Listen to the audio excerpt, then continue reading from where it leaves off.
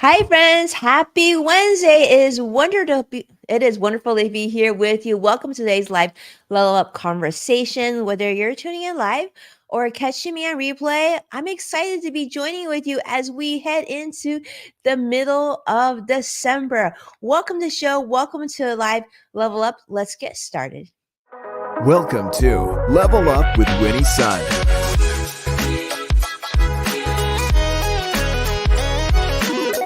Market update. Speed round. Award-winning financial pro. And now, get ready. I present to you Level Up with Winnie Sun. Hello, friends. I'm Winnie Sun, your host, an award-winning financial pro, a Forbes contributor, and a CNBC council member. It is wonderful to be joining you. Let me just say, Wednesdays are kind of special. If you didn't know already, Wednesdays is also when we do the hashtag Winnie Sun tweet chat, which happens right on X or Twitter, however you like to refer it to. We actually host a one of the largest business tweet chats on social media most Wednesdays. And so this Wednesday, we're going to have it in about it's going to be 11 a.m. Pacific if you're joining me on the West Coast, or 2 p.m. Eastern, or if you're on the East Coast. So we're talking about about half an hour away. So you can watch the show today and you can jump on Twitter and we can have a really fun conversation. It's going to be a really big one. And I'll definitely circle back and share with you that topic as we close up the show later today. So we are streaming here on many different social media platforms. So hello. I see Joshua CrossX Fighter joining us on YouTube. Always a treat to have you here. I truly appreciate all your support and sharing on social media. Let's kick it off and tell you how the market's doing. It's actually kind of a mixed day, but let me just say that it was actually worse before we started the show. So I guess we'll take it, right? Currently, the Dow is in positive territory, up 8. The Nasdaq, unfortunately, in negative territory, but just down 12. So hopefully that'll recover. And the S&P 500 is barely holding on to positive territory, up just 0.06, not even up a whole point. Oh, I spoke too soon. Now it's in negative territory, but we're going to circle back before the end of the show. We'll see how it improves and if it gets better before the end of the show. Hopefully, fingers crossed, right? Now, one story I want to kick it off today is a story that I think is just interesting, and that is on Blue Origin. Now, that word might sound familiar. The name might sound familiar to you. Well, Blue Origin is set to launch actually after a year-long hiatus. There haven't been that many shuttles going up. In fact, the company is planning an uncrewed test flight to the edge of space. That's right. So this new Shepard rocket was supposed to, go on probably a little bit sooner, but it had previously suffered an engine failure in 2022. Now, this flight is scheduled for next week. It's going to be carrying 33 science payloads. And, Blue Origin has identified and said that they really have worked hard to address, the previous failure issues. They've been working really hard to try, and they want to make sure that they get a flight in before the end of 2023. So, as you know, the capsule and the payloads did land safely before, but the rocket booster, of course, was lost. Now, the company will continue development of this new Glenn rocket, and Jeff Bezos, who, as you know, previously flew on New Shepard's first flight. This actually occurred in 2021, and unlike the one that's happening, now, the first one in 2021 did include people on that flight. In addition to Jeff Bezos also, I believe he also brought his brother with him as well. Now, Virgin Galactic continues, of course, on its space tourism flights now during this time when Blue Origin was grounded. Now, the Blue Origin is really focusing on what they're saying are going to be launching satellites for Amazon's different systems. The company also has contracts with SpaceX and different satellite launches. So something to watch. I'm sure it's going to hit the news, but let's see how well this, and hopefully, fingers crossed, this flight ends up safe and sound, and then that, more space exploration into the future. Now, speaking of all things like moving, transportation, all that, this is a story that I would love to share with you because I really want to see how you feel about this. Joshua, let me know what you think. I see a lot of friends on all the different platforms, so jump in. This one I think is pretty cool. So what do you think about this? That your car in the future might not let you drive drunk. That's right. So, US auto safety regulators are starting a process that will encourage, if you will, different car makers to adopt new technology that will prevent you from driving your car if you are intoxicated. Now, US Congress has mandated the National Highway Traffic Safety Administration, or NHTSA for short, and they want the safety standard to occur as early as next year in November of 2024. They're saying this should be a new safety standard for cars. We know that you're focused on electric power and you're focused on making them look cool and be cool and all these other features, but we want some more unique safety features. So, this potential technology will include a breathe or even a touch based sensor that will detect whether or not you have alcohol levels in your system. It's also going to help monitor eye movements through different cameras. They just want to make sure the NHTSA wants to ensure that technology is going to be effective, of course, before mandating it, but they also want to make sure that automakers are really focused on this. They're going to have at least 3 years to implement it once rules are finalized. So I think that's really good. The Mothers Against Drug Driving organization, MAD, if you will, has said that this is something they think is absolutely necessary. And they think it's going to be important to address, of course, the issue of people driving while they're drunk. I don't know about you, but I don't feel like there should be any controversy about this. I am hoping not so. I think we can all agree that driving a motor vehicle is like moving around with a, let's say, a potentially deadly weapon, right? So we want to make sure that people are aware and they're lucid and they're clear. And I think we can all agree, like maybe, that short drive that you shouldn't be under the influence. I think it's a good thing, right? Vicky is saying this is good news. CrossX Fighter is saying this is great news. I think this is great news. Yes, use technology for good. And I think this is hopefully something that everyone can agree on and doesn't become.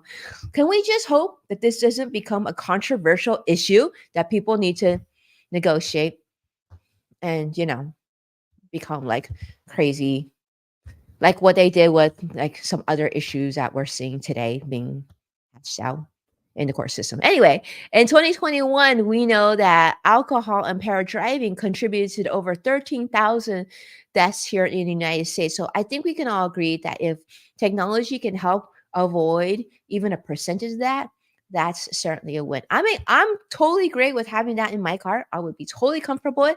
I do hope it is like skin or finger touch, because I do think like every day having to use breath. I mean, unless it's really easy, maybe it's like just like speech recognition and you just sort of speak into it. Maybe that'll work. I don't know. But let's hope that that is the case. And I want to share that story. But here is, of course, speaking of alcohol, let's go to the next story. And this is about Doritos. That's right, Doritos, the nacho chips. You probably had a lot of them when you were in your high school years. I certainly did. But what about a Doritos cocktail? Now, you probably aren't going to want to do this, have a cocktail if you're going to be driving, of course. But Doritos is launching a new spirit inspired, believe it or not, by its nacho cheese flavor. This is in partnership with another Danish company. This limited edition spirit, if you will, is described as, they're saying, it's going to feel like you're eating or tasting Doritos, and it's going to be available exclusively online. It's going to be priced at $65 for a 750 milligram bottle. Now, I want to see what you think about this. Now, full disclosure, I don't really drink much, right? But for those of you who maybe do enjoy the occasional drink now and then, how do you feel about having a Doritos flavored beverage, cocktail, whatever you call it? Would you want to have this at your holiday table this year, or maybe for New Year's. I don't know. So this is going to be, obviously there's been a lot of companies that have created very unusual and sort of food adjacent products. I think a lot of times I feel like this is like to just build up social media buzz. Of course, it's very productive because we're talking about it on the show. It increases obviously brand recognition. You would never have thought that Doritos would come up with this type of um, item. They're calling it sort of vacuum distillation, preserving the flavor of the nacho chips. Like it has all this new terminology, but this flavor they're saying will have the umami and tangy aromas of nacho cheese, followed by corn forward flavors and just that little bit of soft, salty finish. Ugh. But I'm still curious to see what you think. Vicky says, "Yeah, I just much rather have the chip." I think I'm with you. I feel like the Doritos chip is pretty close to perfect for a nacho chip, right? So maybe just like stick with that. But if you're gonna do that, they are recommending that you mix this spirit with tequila, and to create cocktails like you know, the ones that you would think would go with tequila and maybe with some ice. This is what they're suggesting. I'm just curious to see how you feel. It's probably not gonna make, my holiday shopping list, but it's interesting. It certainly is interesting. All right. So my next two stories I want to deal with is something that, of course, we dealt with a little bit on our show last week, but it's a big, big topic. And this is, of course, the world of travel. And so Google Travel is really going all in on their AI technology. And so this made the news. There's another company called Booking Holdings, and Booking, of course, does ads, and Booking, the company itself, benefits from a lot of Google's referrals on travel, but they're really concerned. They're saying that Google could potentially launch a next generation travel assistant, and that travelers would actually never use, or they're not sure if travelers would then use Booking's tools. But I thought this was an interesting story simply because it talks about where Google is going and the power of Google and all their technology and their engineers and all their brain trust, and just how quickly they can take over certain industries and certain companies just by sheer size, right?